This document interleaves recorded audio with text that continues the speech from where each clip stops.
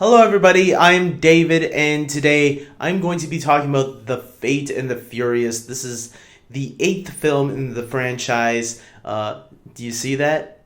8 rhymes with fate. I wonder if they did that on purpose. So let's get right into this. I am not the biggest Fast and the Furious fan, but I have grown into a fan, I guess. Not a hardcore fan, but I've enjoyed the films since maybe the 6th film. I started getting into it, specifically after the death of the late Paul Walker. And that's when I went back, and because I already had the 6th film, I just never got around to watching it until he passed away, sadly. And this was before the 7th movie came out, so when he passed away, I thought to myself, you know what, let's go check this out. Because I had heard that starting around the 5th film, when Dwayne Johnson gets into it, the films actually become a lot of fun. And so I went back, checked it out, starting from the first one, second one, third one. I quickly became a fan. I will say that I enjoy starting from the 4th one. That's where I think things start to get a little bit more cooler and more fun for me. And definitely when Dwayne Johnson gets into the act, I think his character is really cool and badass. And so going into this film, I'm just expecting what we got from the last couple of films.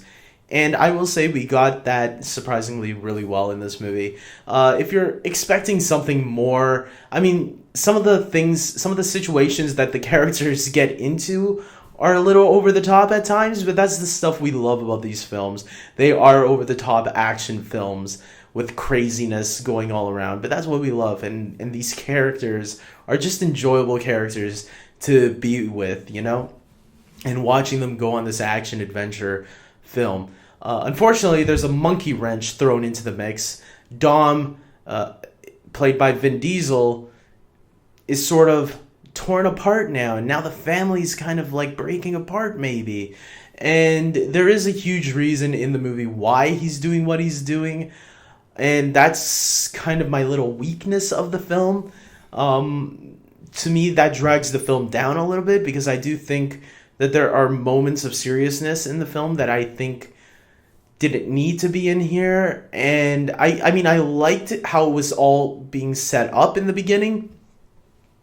But then when we get deeper into this mystery, it kind of drags a little bit for me. Not too much, not much to like really tear the movie down, like, but enough that I was kind of like thinking to myself, come on guys, when are we gonna get to the next scene? And when we do get to the next scene though, that's when the fun happens again, when we are with usually it's with The Rock and the rest of the team that we really enjoy and love. And obviously the family aspect has always been a strong part of these films, and that is some of the fun stuff, the family aspect, and these guys getting together and doing what they do best. Charlize Theron, I'll say this, she's always a great actress in everything she's in, even the awful films like Snow White and the Huntsman. She was great in that terrible movie, but again, she's great here. She plays the villain here, and she's great at it. Jason Statham returns, sort of as a villain. Okay, if you've seen the trailers, you know that he sort of teams up with The Rock. And that's a lot of fun too, you know, having Jason Statham. There's a couple of surprises towards the end that I'm going to let you guys find out. But for the most part, this is what you'd expect from a Fast and Furious film. To me, I didn't find anything degrading about it. Like, this is not Tokyo Drift. This is what you expect from the last couple of films, an over-the-top action film. And I'm going to leave it at that, guys. Not much else to say from me. I am giving this movie a 7.5 out of 10. It's more or less it's the same score I've given through 5 through 7. So if you like the last 3 Fast and the Furious movies a lot, this one's for you, definitely. If you never were a fan, then you might not be won over. So, with that being said, guys, I'm ending this here. Tell me your thoughts on the Fast and the Furious, or the Fate in the Furious. What is your thoughts on their fate in this film? And like this video, subscribe to my channel, and until next time, take care.